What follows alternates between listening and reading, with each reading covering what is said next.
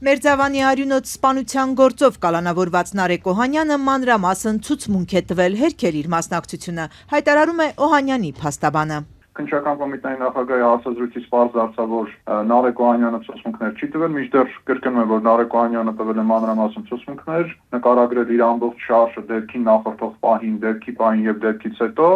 եւ վարույթ իրականացնող մարմինը այդ ցուցմունքները ստուգելու ուղղությամբ որևէ քննչական գործողություն չի ձեռնարկել։ Խայլ առ խայլ պետք է ստուգել ցուցմունքների հավաստիությունը։ Քննչական կոմիտեի նախագահն էր հանրայինի հետ զրույցում հայտարարել, որ այս մեղադրյալը ցուցմունք չի տալիս, միայն թե այդ հայտարարությունից անմիջապես հետո Արթուր Պողոսյանը նրա ցուցմունքից մեջբերումներ էր անում։ Ինքը նշում է, որ ըստ էության ինքը որևիցե առնչություն չի ունեցել,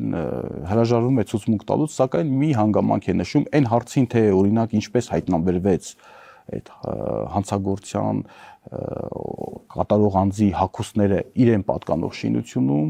ըստ էության ողջամիտ այս պահի դրությամբ առնվազն պատասխաններ չի տալի, նախաքննական մարմինը այս առումով իր ցուցմունքը գնահատում է անարժանահավատ։ Մերձավանի համայնքապետ Վալոդյա Գրիգորյանի ու նրա ընկերոջ Կարեն Աբրահամյանի սպանության գործով մեղադրյալ է նաև մերձավանցի Գևորգ Հարությունյանը։ Ըստ քննչական կոմիտեի նախագահի վերջինս ինքնախոստովանական ցուցմունք է տվել, որ սպանողն ինքն է, դրանով վրեժխնդիր է եղել այս տարվա փետրվարին սպանված Նարեկի եղբոր Գրիգոր Օհանյանի համար։ Իր կարծիքով Մերձավանի սպանված համայնքապետի մտերիմներն են նրան սպանողները։ Քննչական կոմիտեի նախագահի խոսքով Նարեկ Օհանյանը կալանքի տակ է սպանությանը օժանդակելու հիմքով, բայց վերջինիս փաստաբանը պնդում է մեղադրանքը դա չէ։ Մեղադրանքը որքան էլ որ տարօրինակ է, քննչական կոմիտեի նախագահը նշել է, որ մենք օժանդակող ենք, բայց այս պահին Նարեկ Օհանյանը կալանքի տակ է գտնվում որպես սպանություն կատարող անձ։ Փաստաբանը պնդում է Նարեկը սպանության հետ կապ չունի, դեպքի պահին տանն է եղել եւ այդ փաստը ֆիքսված է տեսախցիկներով։ Ինչու այդ սարքերը չեն առգրավվել, հարցնում է։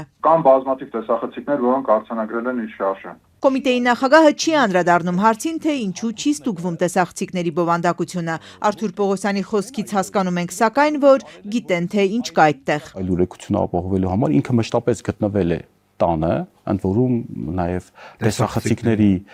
արչև կանգնած, որպեսի հանցանքի կատարման ժամին հերքվի իր մասնակցությունը, քանի որ ամենայն հավանականությամբ գիտակցում էր, որ առաջին կասկածյալների շրջանում ինքն է հայտնվելու։ Քննչական կոմիտեի նախագահը հանցագործությանն օժանդակելու փաստական հիմք է համարում այն, որ հենց Նարեկի տան մոտ է հայտնաբերվել ենթադրյալ մարդասպանի հագուստը։ Ըստ փաստաբան Վահան Հովհաննիսյանի, այդ տարածքը փակ չէր։ Այդ հագուստը, որը հայտնաբերվել է, իր հագուստը չի։ Բայց իր տան մոտ է գտնվել։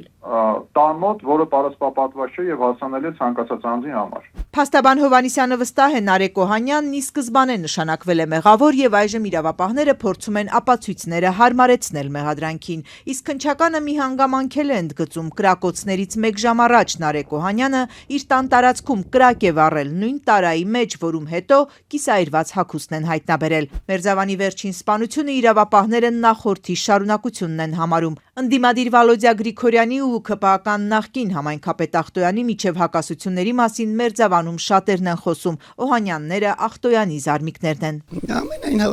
հավանականությամբ աթոռակռվից է։ Այդ երևույթները նկատվել է, չէ՞։ Մեղավորը ով է։ Երբանից է գալի, արմատները շատ խորն են, ունեն կառավարություն, վաղուց կանխած պետք լինեին։ Իրավապահների պնդմամբ փետրվարից համայնքը ոստիկանական հսկողության տակ է եղել։ Գիտեին, որ կողմերը լարված են, բայց սպանությունը 100%-ով բացառել անհնար է, բացատրում է քննչական կոմիտեի նախագահը։ Իդեպ հենց ինքն է նույն հարցազրույցում պատմում, որ ենթադրյալ մարդասպանը սպանությունից առաջ պարապել է, կրակել, սովորել դաշտային պայմաններում, ապա տևական ժամանակ հետևել Վալոդյա Գրիգորյանի տան շարժին, եւ այս ամենը պարզվում է ոստիկանական օպերատիվ աշխատանքի պայմաններում։